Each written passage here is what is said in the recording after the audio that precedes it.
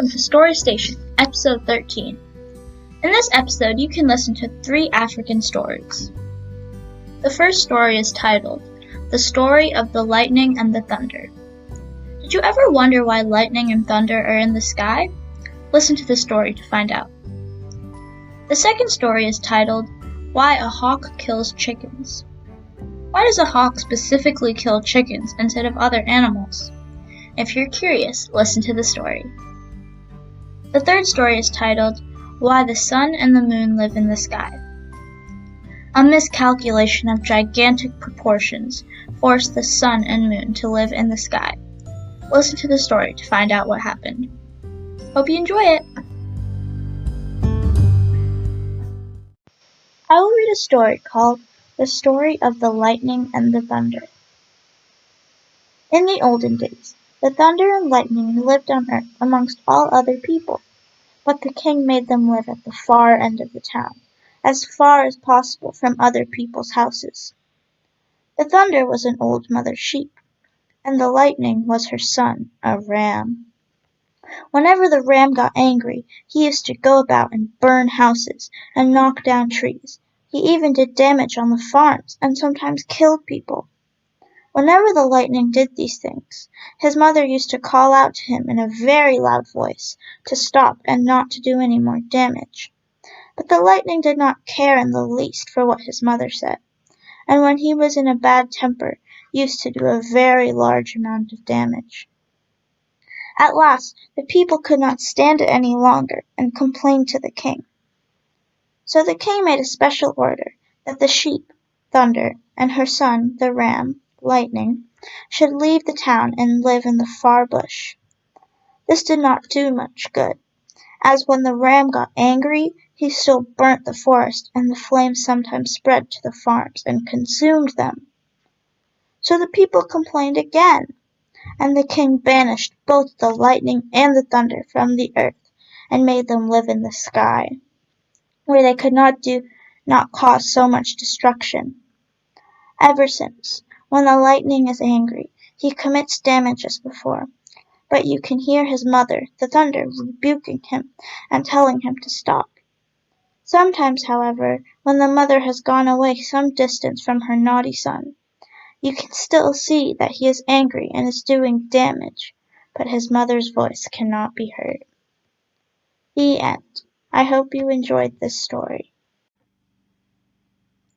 The next story begins in a moment. I will read a story called, Why a Hawk Kills Chickens. In the olden days, there was a very fine young hen who lived with her parents in the bush. One day a hawk was hovering round, about 11 o'clock in the morning, as was his custom, making large circles in the air and scarcely moving his wings.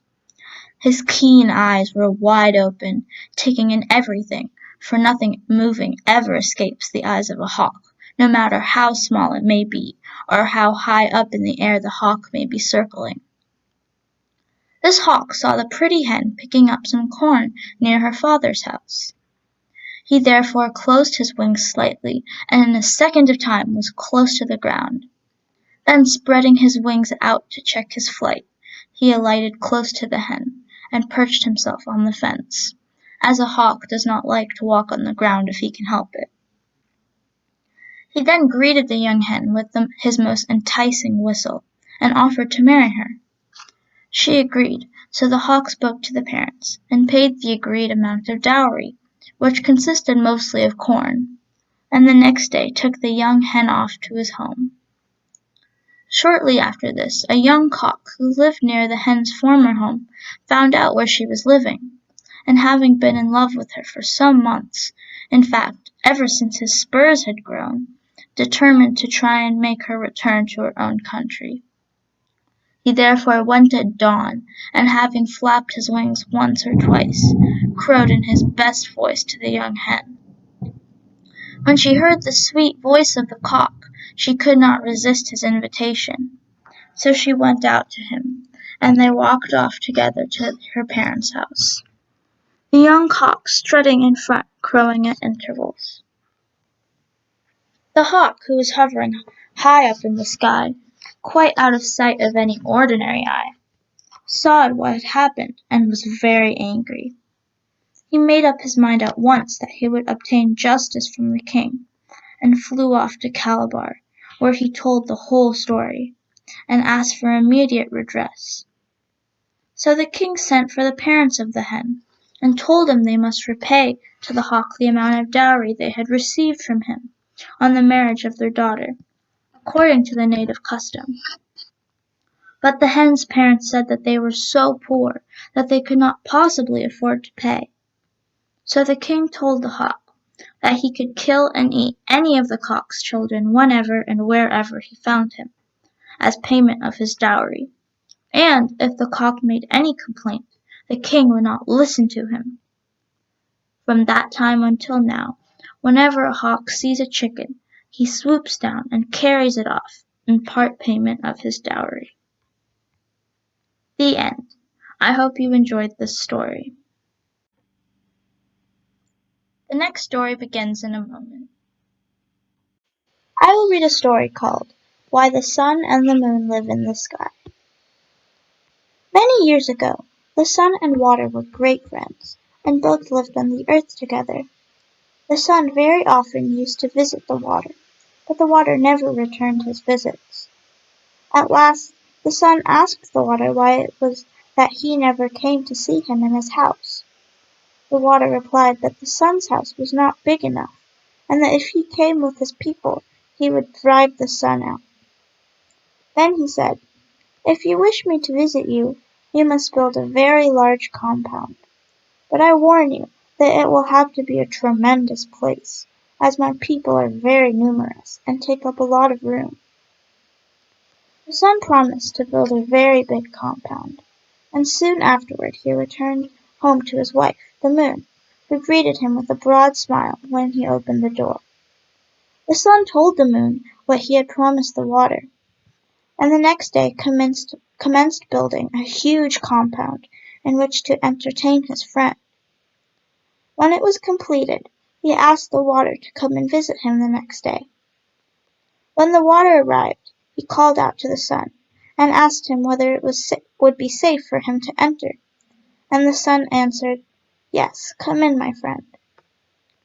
The water began to flow in, accompanied by the fish and all the water animals. Very soon the water was knee-deep, so he asked the sun if it was still safe, and the sun said again, "Yes," so more water came in. When the water was level with the top of a man's head, the water said to the sun, "Do you want more of my people to come?" And the sun and the moon both answered, "Yes," not knowing any better. So the water flowed on until the sun and the moon had to perch themselves on top of the roof. Again the water addressed the sun, but receiving the same answer, and more of his people rushing in, the water very soon overflowed the top of the roof, and the sun and moon were forced to go up into the sky, where they have remained ever since. The end. I hope you liked this story.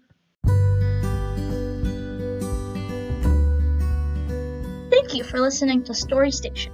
We are adding stories as frequently as possible, so check back often. We would love to hear your feedback and any questions you may have. Thank you.